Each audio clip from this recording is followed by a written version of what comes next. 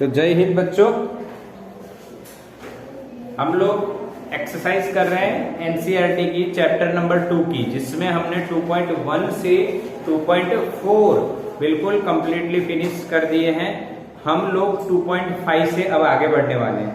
2.4 तक का वीडियो भी अवेलेबल है, वो वीडियो आप देख सकते हो। अगर आपने नहीं लाइव क्लास अटेंड की तो आप वीडियो देख लीजिए। 2.1 to 2.4 4 सम हमने उसमें किए थे। आज हम आगे बढ़ने वाले हैं और 2.5 से हम स्टार्ट कर रहे हैं, ठीक है। तो सब लोग एनसीईआरटी लेके बैठिए। अगर नहीं है तो कोई प्रॉब्लम नहीं है, पूरा क्वेश्चन मैं बोर्ड पे समझाऊंगा, ड्रॉ करूंगा, ड्रॉ करना होगा तो, ठीक है। तो चलिए स्टार्ट करते हैं 2.5 से। तो सबसे पहले 2.5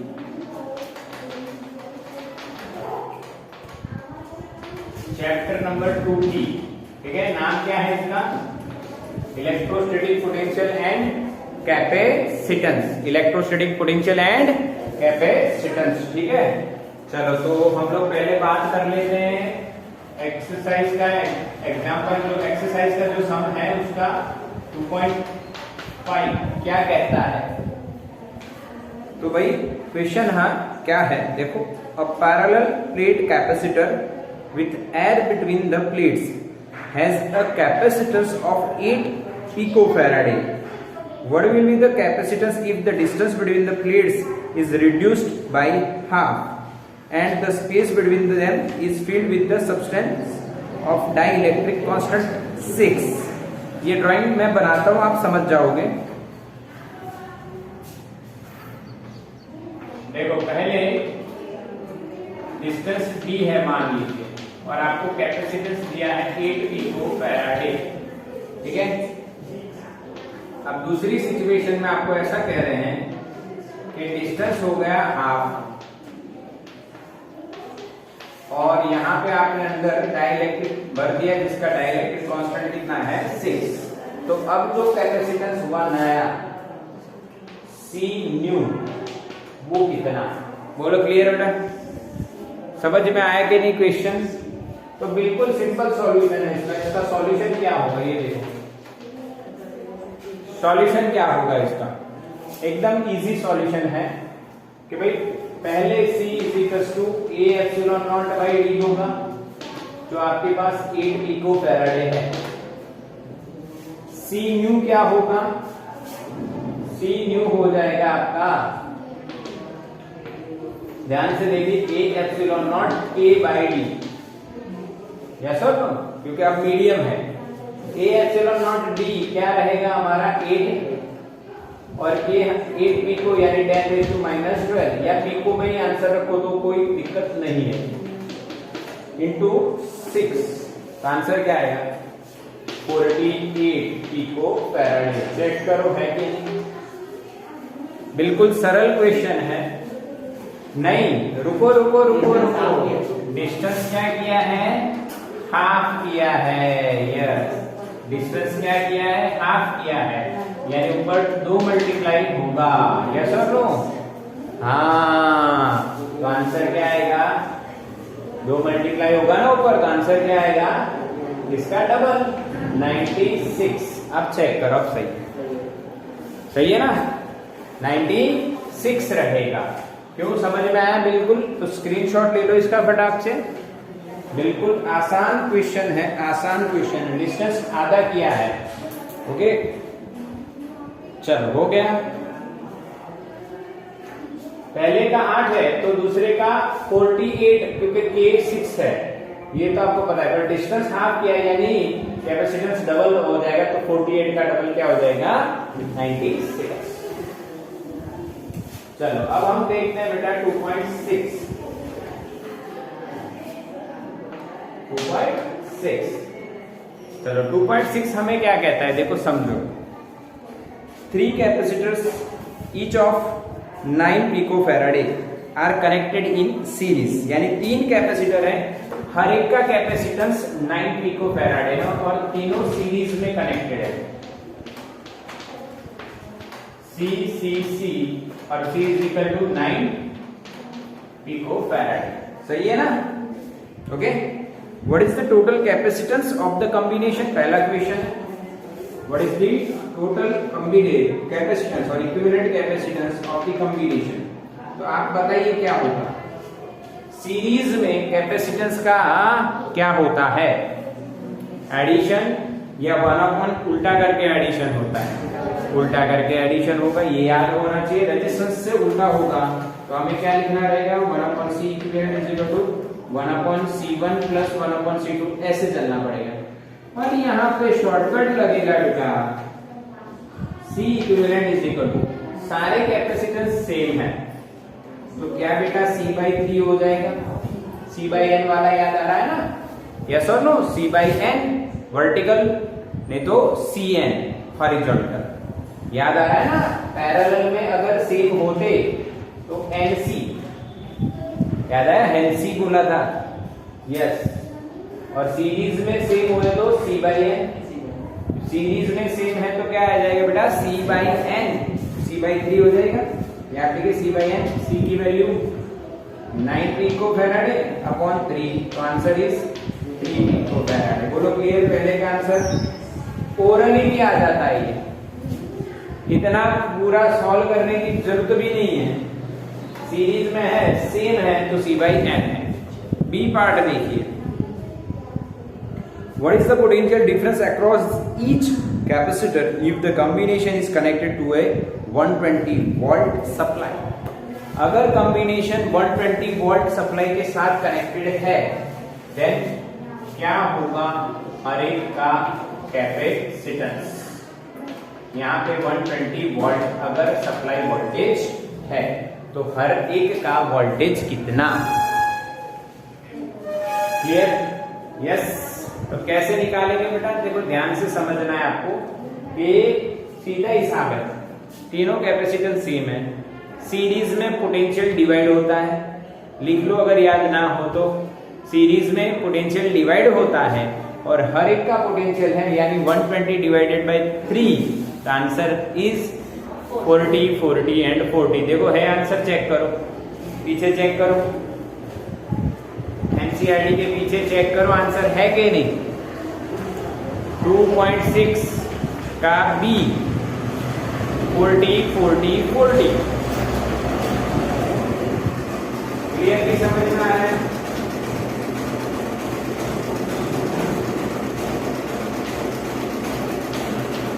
ओके, ये V1, ये V2 और ये V2,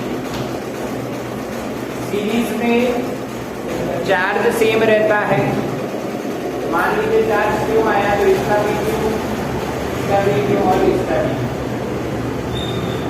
तीनों का चार्ज क्यों आया तो वोल्टेज क्या होगा, Q is equal to CV, तो V is equal to Q by C, तो इसका भी Q बाई C, इसका भी Q by C, Q by C, same answer आएगा, क्या आएगा, सेम आंसर है।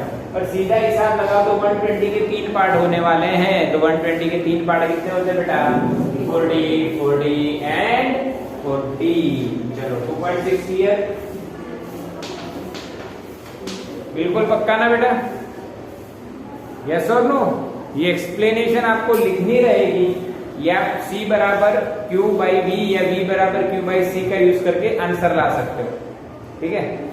चलो 2.7, 3 capacitors of capacitances 2, 3 and 4 picofarad are connected in parallel.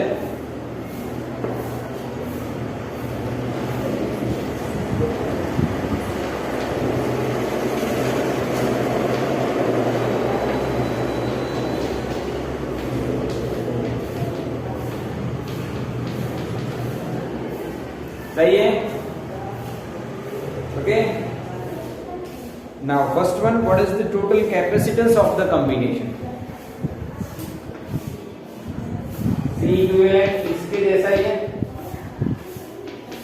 पर यहाँ सीरीज में था तो C/n था, सेम थे। यहाँ C पैरेलल है पर सेम नहीं है। पर पैरेलल में क्या होता है बेटा, पता है आपको, एडिशन होता है, सिंपल हिसाब है यार। तो 2 3 5 और 4 9 आपका आंसर आएगा। 2 + 3 + 4 आंसर विल बी 9 पिकोफैराड। खत्म। यस और नो? बिल्कुल 2, 3 and 4 is our answer.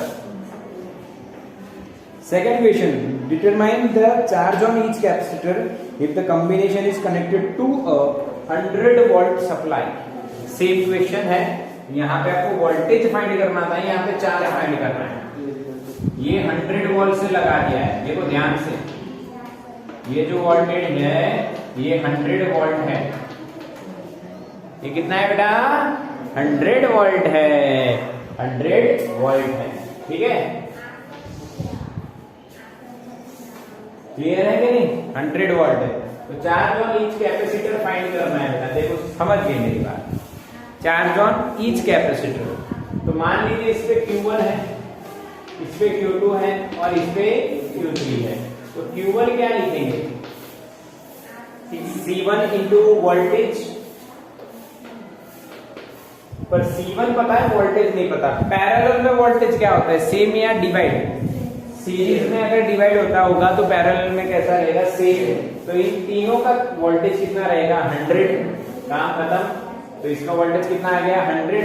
तो 2 पिको फैराडे, या फैराडे ना लिखो तो चले, इनटू वोल्टेज कितना है? 100, यानी 200 पिको कूलम। पिको का मतलब 10⁻⁻²। क्या ये सॉल्व करने की जरूरत थी? नहीं, पता है। अगर ये 2 पिको है, ये 100 है, तो 200 पिको कूलम चार्ज, Q बराबर CV। चलो इसका बताओ कितना? 300। और इसका बताओ? चलो खत्म, सम सॉल्व। Q2 बराबर C2 into V, 3 pico into 100, 300 pico coulomb करना है। और लास्ट वाले में सेम आप करोगे, Q3 C3 into V, 4 pico into 100। Answer is 400 pico coulomb. क्या आंसर मैच हो रहा है बेटा? चेक कर लीजिए एक बार, वहां पे पेन रख दीजिए और चेक करके मुझे बताते रहिए। कोई मिस्टेक हो जाए मेरी कैलकुलेशन की तो बता देना, क्योंकि कई बार मिस्टेक होती है बेटा। पीछे कूलम में दिया है आंसर, देखो मैच करोगे तो आपको ये बात जानने को मिलेगी कि आंसर हमें कूलम में लिखना है। 2 इंटू 10⁻⁻8 के 10 आएगा, क्योंकि पिको यानी -12 और 2 जीरो खा जाएगा वो, तो 2 इंटू 10⁻10 आपका आंसर आएगा। समझ में आ रहा है ना? बिल्कुल। तो ये आपका हो गया 2.6 एंड 7, बिल्कुल सरल, दोनों पैरेलली हम लोग सॉल्व कर सकते हैं, एकदम इजी, विदाउट कैलकुलेशन। ये मेरी बात नोट करना, we can solve this 2 sums without calculation. तो स्क्रीनशॉट ले लो बेटा इसका फटाफट से, जल्दी करो।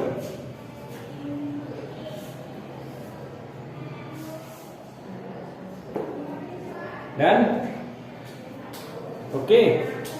तो अब हम लोग 2.8 और 9 देखने वाले हैं।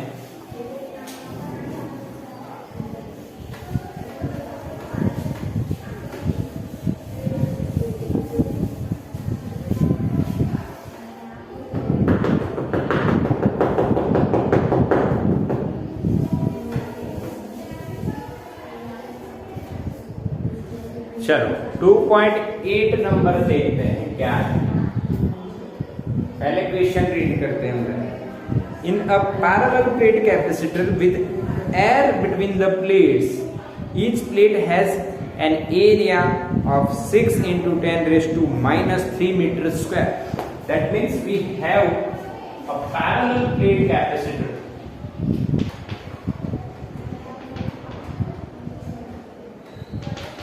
and the area is given in the question 6 into 10⁻³ meters square. Okay, so that you have to consider parallel plate capacitor equations. Okay, very simple. A epsilon naught by d if there is no dielectric, and if there is a dielectric then A epsilon naught K by d. Okay, तो आगे बढ़ते हैं, क्या कहता है? And the distance between them is 3 mm. Calculate the capacitance of the capacitor. बीच में air रखी है और डिस्टेंस कितना दिया है? 3 mm. mm को मीटर में करोगे तो क्या होगा? मिली का 10⁻³ खत्म। अब हमें पहला क्वेश्चन उन्होंने पूछा है कैपेसिटेंस निकालना है। तो capacitance, what is the equation of capacitance? C is equal to A epsilon naught by D. Okay, so that C is equal to area is 6 into 10 raised to minus 3 epsilon naught 8.854 into 10 raised to minus 12 divided by D 3 into 10 raised to minus 3। Solve करेंगे कुछ answer आएगा। अब आपको approximately इसको answer लाना है तो इसको 9 दे दीजिए। 8.8 अप्रोक्सीमेटली 9, तो ये हो जाएगा 3 2 6 और यहाँ पे 9 2 18 into 10 raised to 12। देखो क्या आंसर आ रहा है मुझे, ये तो कट हो गया, थोड़ा कम होगा 1.7 1.8 ही है। ओके, तो 1.8 करोगे तो 11 आया यहाँ पे, 11 है ना, 9 है। तो हमने कहाँ गलती की है भाई? एरिया -3 -12 ही रहेगा ना पिको का। ओके, 18 पिको फेराड तो सही है ना, 18 पिको फेराड हो गया ना? यस और नो? यस, सही है हमारा, 18 पिको फेराड ही आंसर है बेटा। समझ रहे होगे नहीं? यस। हाँ, एप्सिलॉन नॉट वैल्यू मैंने 9 ले ली, मैंने लेनी नहीं है, 8.854 into 10 raised to minus 12 ही है। मैंने ले ली इसकी वैल्यू कितनी? 9 विदाउट कैलकुलेटर सॉल्व करने के लिए, तो हमें आंसर ये मिलता है। Okay, yes. ई की नहीं है, वो एप्सिलॉन नॉट है बेटा। एप्सिलॉन नॉट की वैल्यू हमें पता है 8.854 into 10 raised to minus 12 होता है। तो इसको मैंने 9 into 10 raised to minus 12 ले लिया, क्योंकि ये आप जब विदाउट कैलकुलेटर करोगे तो थोड़ा डिफिकल्ट हो जाएगा ना, दैट्स व्हाई हमने अप्रोक्सीमेशन कर दिया। बोलो क्लियर? समझ में आया कि नहीं? C बराबर A epsilon not by D, area epsilon not और D तीनों वैल्यू पता है, पुट करोगे आंसर मिल जाएगा। सेकंड पार्ट इसमें क्या है देखो, if the capacitor is connected to a 100 volt supply, what is the charge on each plate of the capacitor? यानी जो कैपेसिटर पैरेलल प्लेट है उसको आपने बैटरी से कनेक्ट कर दिया, V 100 वोल्ट और इसका C है। What is the charge? तो चार्ज का इक्वेशन क्या रहेगा मेरे? चार्ज ऑन ईच प्लेट, ध्यान से समझिए क्वेश्चन को। ईच प्लेट का चार्ज होता है Q, Q बराबर क्या होता है बेटा? CV। Q बराबर क्या होता है? CV। C हमारे पास already 18 into 10 raised to minus 12 faraday है और वोल्टेज उन्होंने दिया है आपको 100, तो आप कह सकते हो 1800 पिको कूलम, और आप जो भी आंसर लिखना चाहो 10 raised to minus 12 यानी pico, 18 into 100 we will get 1800। समझ में आया? बिल्कुल तरीके से आपको ओरली इसको नहीं कर पाओगे, you have to calculate up to this, after that you can solve orally. ये करने की कोई जरूरत नहीं है, क्यों? फाइंड करना है तो C पता होना चाहिए और V तो दिया है। C आपको कैलकुलेट करना पड़ेगा with pen and paper. Calculate किया, 18 पिको आया, 18 पिको आया ना, 18 pico farad into 100 you will get the charge 1800 pico coulomb. Done? Screenshot ले लो बच्चों। 8th क्वेश्चन खत्म।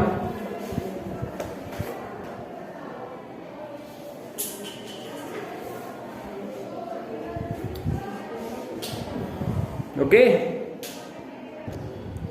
चलो भाई 2.9 देखते हैं हम। 2.8 कंप्लीट।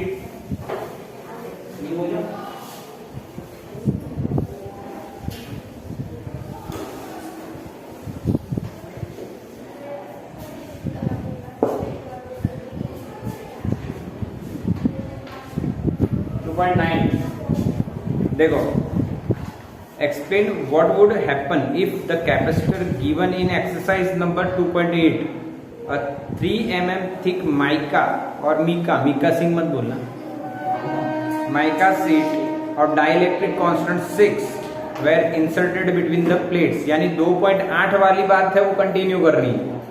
और 2.8 में हमें कितना दिया था, कैपेसिटेंस कितना मिला था, 18 पिको। ओके, तो वही बात करते हुए 2.8 में हमने क्या देखा था, कैपेसिटर था, बीच में एयर, तो कैपेसिटेंस कितना आया था बेटा, 18 पिको फैराडे। अब इसमें कैसा बोल रहे हैं कि अच्छा डिस्टेंस कितना था, 3 mm था ना, इधर से 3 mm। हाँ, ये बात बहुत जरूरी है बेटा, 3 mm डिस्टेंस है और अब इसी डिस्टेंस के अंदर उतने ही डिस्टेंस वाली a = 6 कांस्टेंट है और d सेम है 3 mm। तो हमें क्वेश्चन क्या पूछा गया है, while the voltage supply remained connected, अगर वोल्टेज सप्लाई कनेक्टेड है तो क्या होता है, and second one after the supply was disconnected, यानी देखो इसमें भी सप्लाई कनेक्टेड थी, कितनी कनेक्टेड थी, 100 वोल्ट, ठीक है, 100 वोल्ट, और इसमें भी उतनी ही कनेक्टेड है।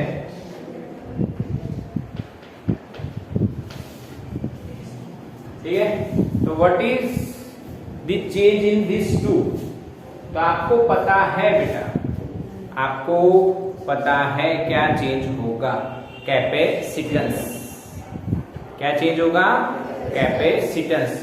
कैपेसिटेंस कैसे चेंज होगा, डायरेक्टली अपना के है ना अंदर आ गया तो कैपेसिटेंस चेंज हो जाएगा, क्यों, सॉरी C = KC या CK, C नया जो आएगा ये C है तो यहाँ पे C न्यू आ जाएगा, कैपेसिटेंस चेंज हो जाएगा, C न्यू = पहला A के लिए CK 18 पिको इंटू 6 कितना होगा, 108 pico farad. This is the new capacitance, ठीक है, this is the new capacitance. बोलो क्लियर के नहीं बच्चों, ये न्यू कैपेसिटेंस हो जाएगा, ये चेंज आया, ठीक है, बट बैटरी कनेक्टेड है तो पोटेंशियल V न्यू क्या होगा, जो ओल्ड में था वही होगा, वो ही वोल्टेज होगा, क्यों, क्योंकि डायरेक्ट पैरेलल कनेक्टेड है तो वोल्टेज चेंज नहीं, तो यहाँ पे आपका आंसर कितना आएगा बेटा, 100 वोल्ट ही रहेगा। कैपेसिटेंस के दो प्लेट का बीच का जो वोल्टेज है वो इधर 100 था तो इधर भी 100 ही रहेगा, कोई चेंज नहीं होगा।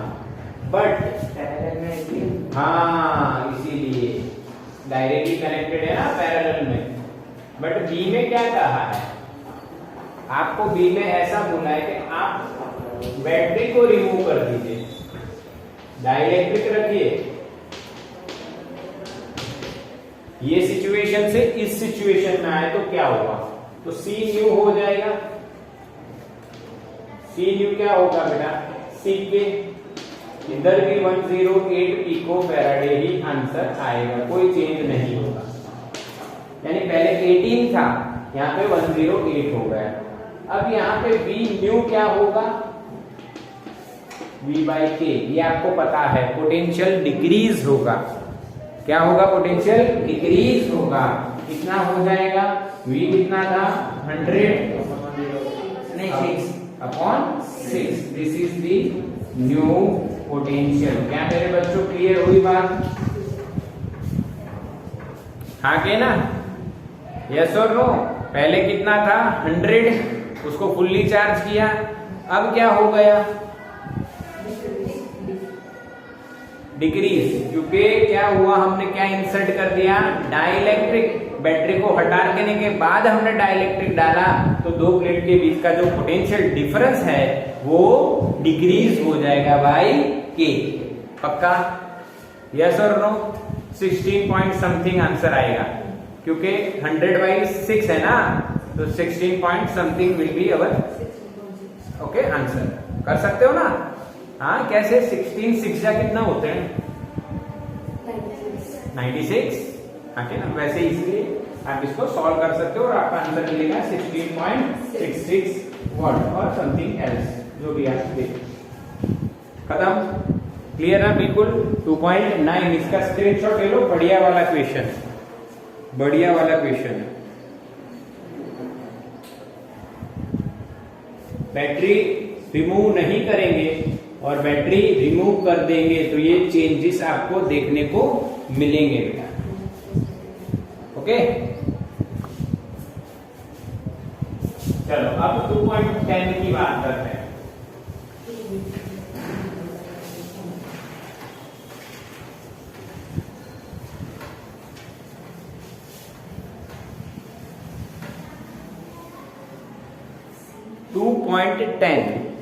देखो, a 12 picofarad capacitor is connected to a 50 volt battery, यानी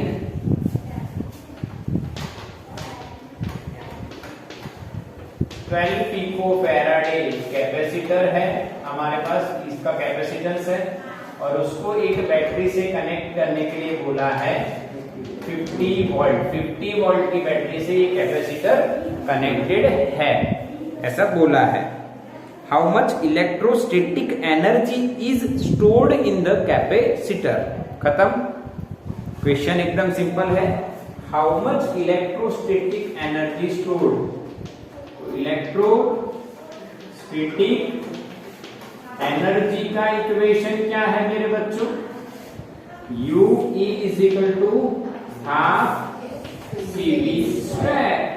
क्योंकि C और V गिवन है तो आप लगाओगे हाफ CV स्क्वायर। पक्का? तो क्या सॉल्यूशन होगा बेटा? हाफ C की वैल्यू 12 पिको, पिको का मतलब 10⁻⁻12, V का स्क्वायर 50 का स्क्वायर अपने हिसाब से करना है। 5 का स्क्वायर क्या होगा?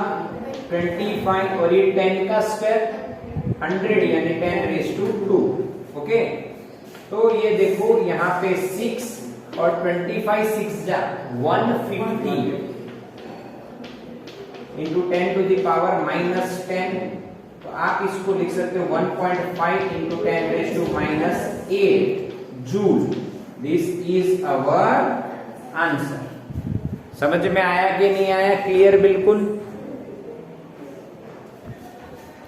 क्लियर है ना? बिल्कुल कोई डाउट रखना नहीं है, एकदम इजी क्वेश्चन है। U is equal to half CV square आपको लगाना रहेगा। चलो अब देखते हैं लास्ट क्वेश्चन, लगभग है ना 2.11। एडिशनल एक्सरसाइज के पहले लास्ट क्वेश्चन जो है वो है 2.11।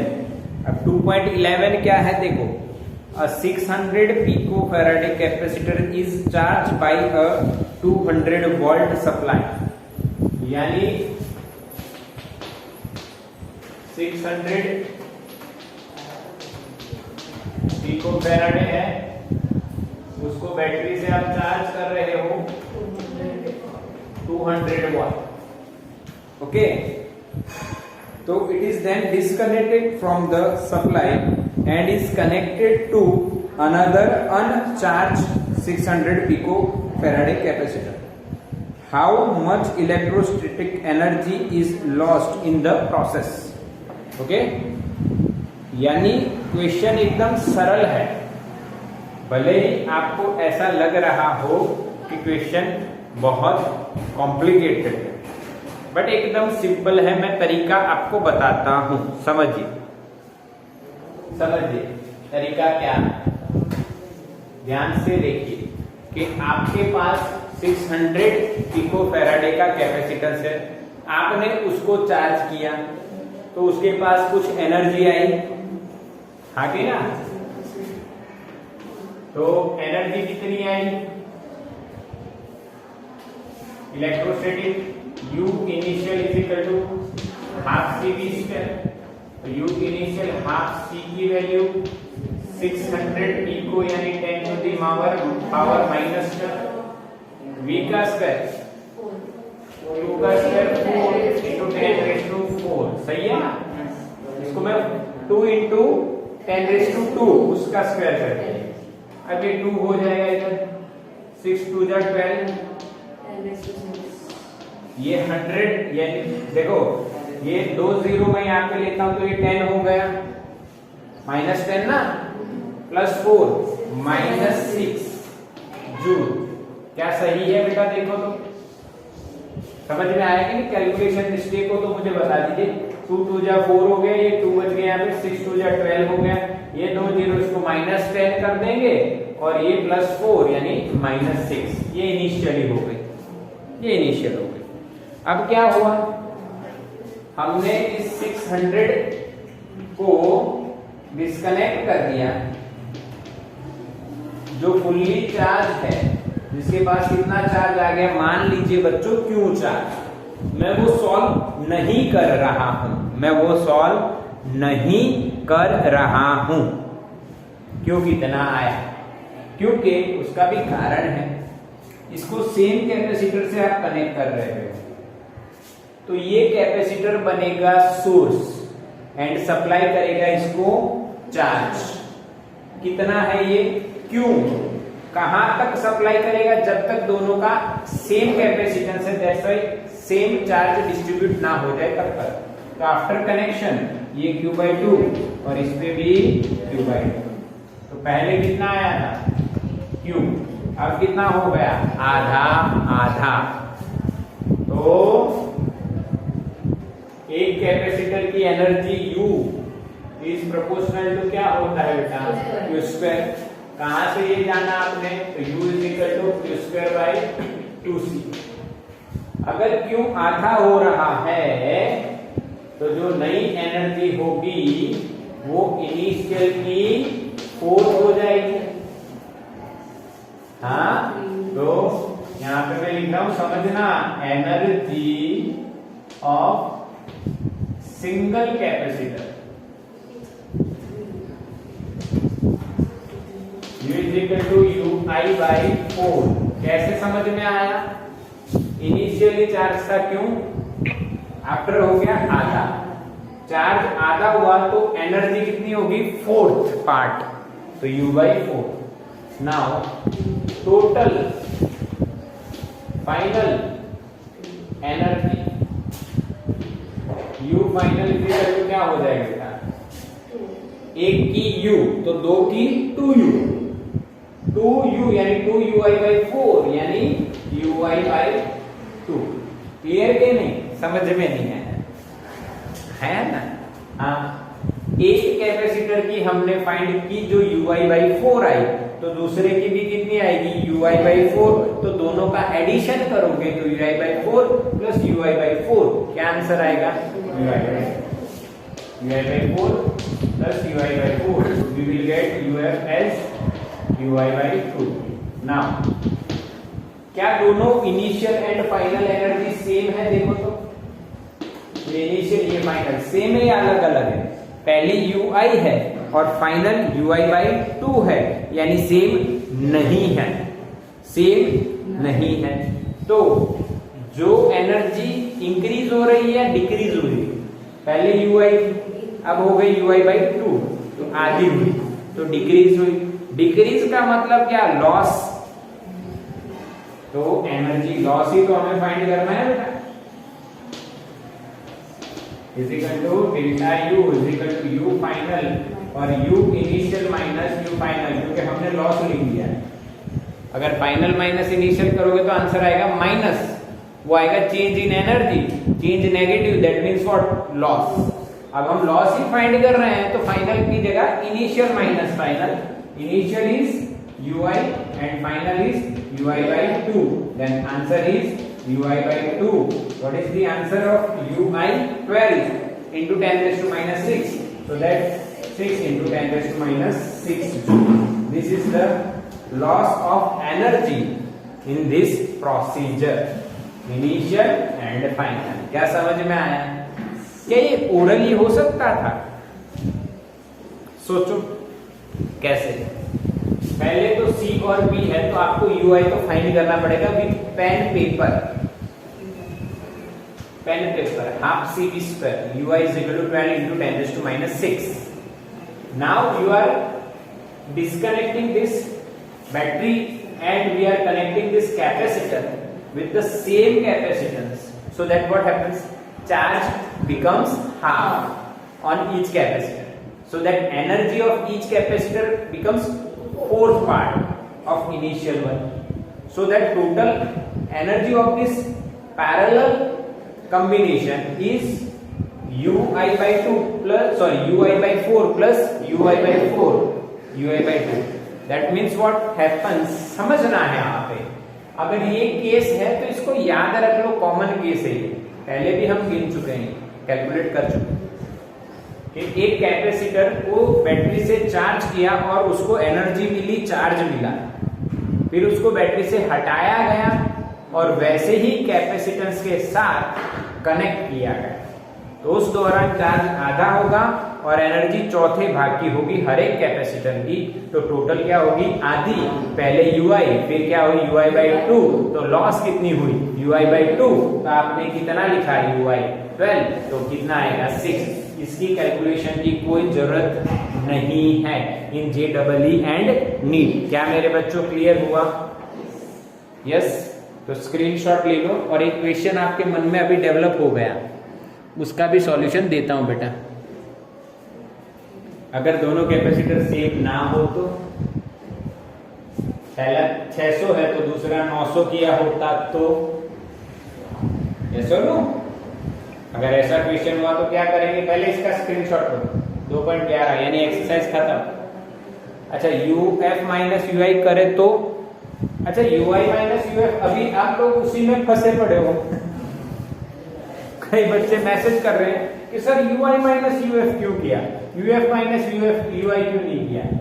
मैंने बताया तो सही, मैंने पहले लिख दिया लॉस, हाँ लॉस, यानी मैं ऐसा बोलूं कि मैंने वेट लॉस किया है 2 किलो 2 kg, या मैं ऐसा बोलूं मैंने वेट लॉस किया है -2 kg। by 2 plus 1 minus sigma by 2 upon 2.6 into 10 raised to minus 6. समझ में आया? यस और नो? क्लियर के नहीं कि भाई ui माइनस uf क्यों किया हमने, क्योंकि ui माइनस uf कर सकते हो और uf माइनस ui भी कर सकते हो, दोनों चलेगा बेटा, दोनों चलेगा। क्लियर है ना? Yes okay. अब एक और आपके मन में क्वेश्चन होता है, अगर ऐसा न होता तो क्या, यानी यहां तक तो सही है, पर यहाँ पे जो कैपेसिटर हम कनेक्ट कर रहे हैं दूसरा, वो अगर इक्वल ना होता तो, मान लीजिए ये 2C होता तो क्या होगा? समझ में आया कि नहीं आया?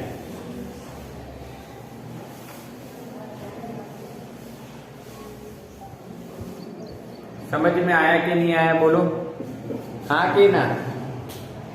यस और नो? यस और नो? क्लियर कि नहीं?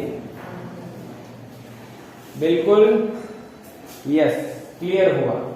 तो देखो C और 2C हुआ तो चार्ज ऐसा नहीं होगा, चार्ज ऐसा नहीं होगा। चार्ज कैसा होगा ये देखिए।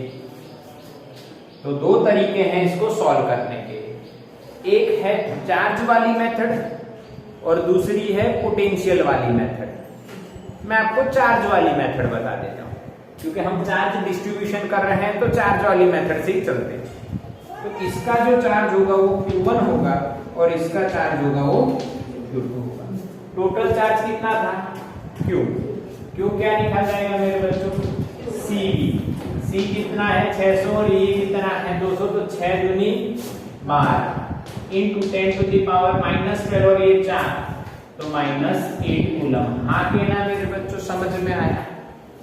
पहले चार्ज कितना स्टोर हुआ, 12 इंटू 10⁻⁻8। वो मैंने कैसे किया, Q बराबर Cv किया। Q बराबर क्या किया, Cv किया। C कितना मेरे बच्चों 600 पिको और ये कितना 200, तो 6 दूनी 12 हो गया और 10⁻12 और ये 2 0, तो 4 हो गए, 4 0, तो 4 -12 + 4 वी विल गेट -8। अब ये चार्ज डिवाइड होगा इन दो कैपेसिटर्स के बीच में, बीच में। कैसे देखो, अब ये कंसेप्ट मैंने आपको कल शाम को भी नीट के लेक्चर में, जेई के लेक्चर में आपको बताया था। नीट जेई का अपना सेशन चल रहा था, उसमें भी मैंने ये कॉमन बात एक करी हुई थी वहां पे। और यहाँ पे आप देखोगे Q इक्वल टू क्या होता है बेटा, C। तो वोल्टेज पैरेलल में क्या रहेगा, सेम रहेगा ना, तो Q इज प्रोपोर्शनल टू क्या लिख सकते हैं हम लोग, C। यस, तो यहाँ पे डायरेक्टली प्रोपोर्शन में तो C1/C1 + C2 इंटू Q, क्योंकि Q डिवाइड हो रहा है। ये कल मैंने करवाया था, याद है शाम को? हाँ, कल शाम को मैंने ये करवाया था। और यहाँ पे क्या आएगा, C2/C1 + C2 इंटू Q। क्या बच्चों क्लियर हुआ? क्या बच्चों क्लियर हुआ ये बिल्कुल? यस और नो? हाँ, कल शाम को मैंने ये करवाया था, आपको ट्रिक है ये मैंने आपको सेंटर ऑफ मास फाइंड करने में भी बताई थी। फिर फर्स्ट चैप्टर में वो अपना डिस्ट्रीब्यूशन, चार्ज डिस्ट्रीब्यूशन होता है ना आफ्टर कॉन्टेक्ट, डिफरेंट रेडियस वाला, वो भी मैंने करवाया था। और मैंने उस टाइम पे आपको बोला था कि कैपेसिटर में भी ऐसा होगा जो आज मैं करवा रहा हूं। तो ये तरीका आपको याद रखना है। पर Q2 को आप ऐसे भी फाइंड कर सकते हो, Q - Q1। अरे यार, आपने Q1 निकाल लिया और Q पता है, तो इस पे कितना जाएगा, Q - Q1। ये तरीका रहेगा।